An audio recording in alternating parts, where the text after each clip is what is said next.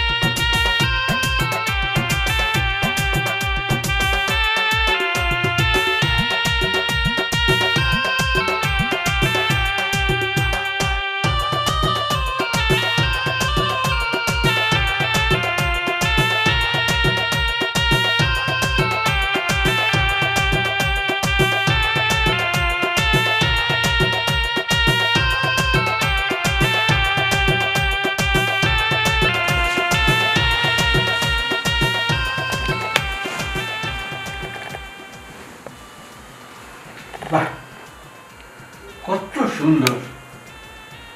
যেরকমটা ভেবেছিলাম ঠিক সেরকমটা। দেখো, এই চাঁদমুখটা দেখার জন্য মনটা খালি তড়াপ ছিল, তড়াপ করতেছিল। তোমাকে পেয়ে আমার ওই মনের আশা একেবারে পূর্ণ হয়ে গেছে। আমি বুঝতে পারছি না কোন জায়গা থেকে শুরু করবো তোমাকে। আমার জীবনটা ধন্য তোমার মতন স্ত্রী পেয়ে। বাকি জীবনটার দিকে আমার আর দেখতে হবে না, বাকি জীবনটা তুমি দেখবে, আমার লক্ষ্মী বউটা দেখবে। কি দেখবো না? হ্যাঁ, তা তো অবশ্যই। তাছাড়া তুমিও তো আমার স্বপ্নের পুরুষ। তার স্বপ্নের পুরুষের জন্য কি কি করবে? যা যা করা যায়। সুন্দর। শোনো, আজকে আমাদের কথা বলবো তোমাকে। হ্যাঁ, বলো। তোমার মতন স্ত্রী পেয়ে আমি জীবনে ধন্য হয়ে গেলাম। আমিও ধন্য, তুমি তো আমার স্বপ্নের পুরুষ। তাই নাকি? যাই হোক, আজকে সোহাগ রাত, বাসর রাত। আজকে রাতটা একেবারে মধুময় করে তুলবে। তুমি পারবে না? ওটা তো তোমার কাজ। আমার কাজ? একটা হয়তো আমার কাজ, দায়িত্বটা আমার উপরে দিয়েই ফেলেছ। তাহলে আর দেরি করার নেই, শুয়ে পড়ো। ঠিক আছে, আমার ডিউটিটা আমি শুরু করে দিই। আসো।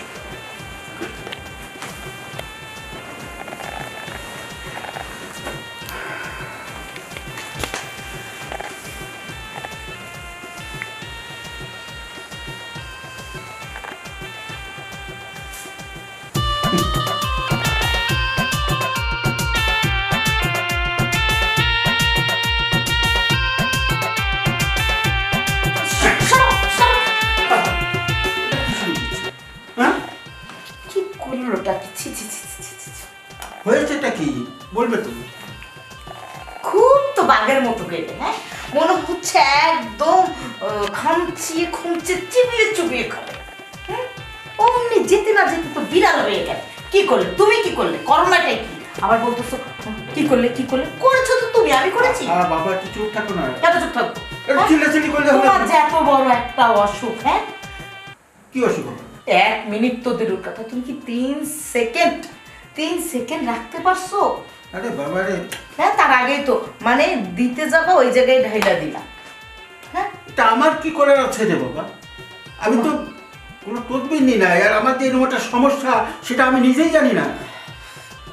তো তোমার এত বড় একটা সমস্যা, তুমি চিকিৎসা করে আগে ভালো হবে না, তারপরে বিয়ে করবে না? হ্যাঁ, আদৌ এটা জীবনে আর কোনোদিন ভালো হবে না হবে না?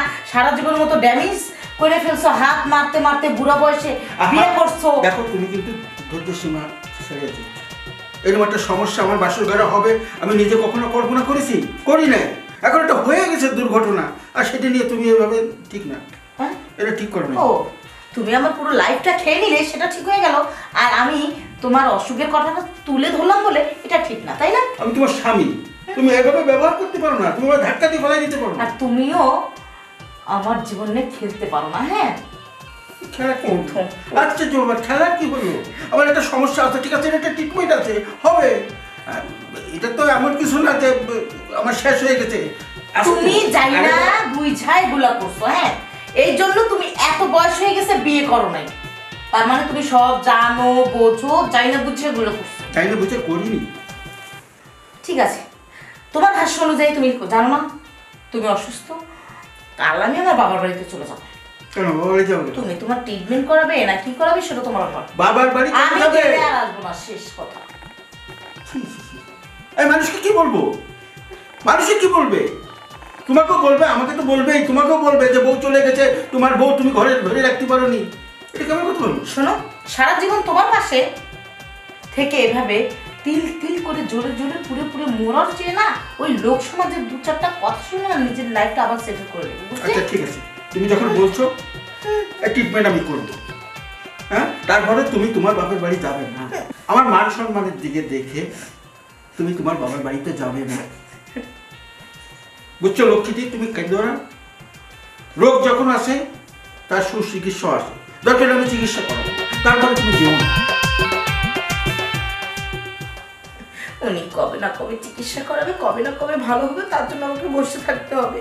আদৌ ভালো হবে কিনা জানি না, আমার কপালটাই পোড়া। আচ্ছা এই শোনো শোনো,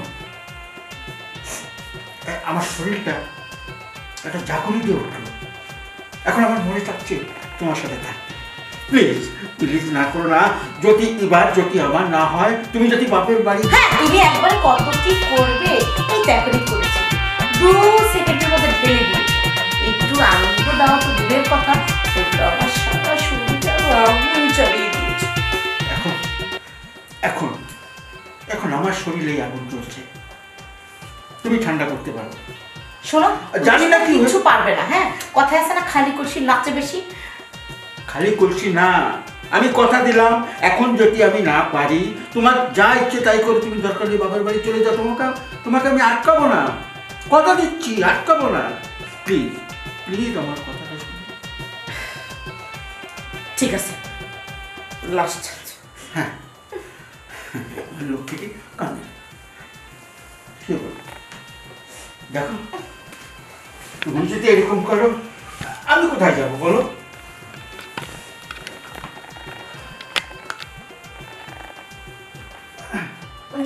আরে বাবা পারতেছি না, আমাকে ছেড়ে দাও না। আরে বাবা আমার তো হয়নি, এখন কিভাবে সারবো বলো? কি বলছো কেউ, আমি আর পারবো না। দেখো দেখো আরেকটু ধৈর্য ধরো, আরেকটু ধৈর্য ধরো। প্লিজ ওঠো। আরে আরে আরে বাবা, আরে বাবা, কি তাহলে রেডি হও, তোমার বাপের বাড়ি দিয়ে আসি। আমার দ্বারা হবে না, তোমাকে আমি ঠিক করতে পারবো না, কি বলো? আরে বাবা আমার তো ভুল হয়ে গেছে, সরি। ভুল হয়ে গেছে, দেখো এখন তোমার হয়েছে কিন্তু আমার হয়নি। আমি রাগ করেছি? একদম করিনি। তুমি ঘরের স্ত্রীকে একটু টাইম দিতে হয়, তার মনের কথা শুনতে হয়। আচ্ছা শোনো, তুমি মনে কিছু রেখো না, আমি বুঝতে পারিনি তো তোমাকে অনেক অপমানের কথা বলে দিলাম। ভুলটা তো আমারও হয়েছে। দেখো আজ পর্যন্ত কোনো মেয়ে ছেলের শরীরে আমি স্পর্শ পর্যন্ত করিনি, হ্যাঁ কসম, কোনো আমি স্পর্শ করিনি। আজকে তুমি আলো আমার ঘরের বউ, প্রথম বিয়ে করছি, বাসরঘর করছি, এই তোমার সাথে থাকতে গিয়ে একটা অ্যাক্সিডেন্ট হয়েই গেছে। এটা তুমি নার্ভাস ফিল করছিলাম। নার্ভাস ফিল করছিলাম, ঠিক বলেছ। আর এরকমটা আর হবে না, কারণ আমি এখন ফ্রি হয়ে গেছি। আমার ঘরের বউর সঙ্গে আমি যে কোনো সময় এখন থাকতে পারবো, সময় দিতে পারবো। কি যাবো বাপের বাড়ি? বললাম ক্ষমা করে দাও, অনেক কথা বলে ফেলেছি, আগে দিয়েছি, আমার লক্ষ্মীটাকে ক্ষমা করে দিয়েছি। যাও ওই ফিরে এসে আসো, তারপরে চল।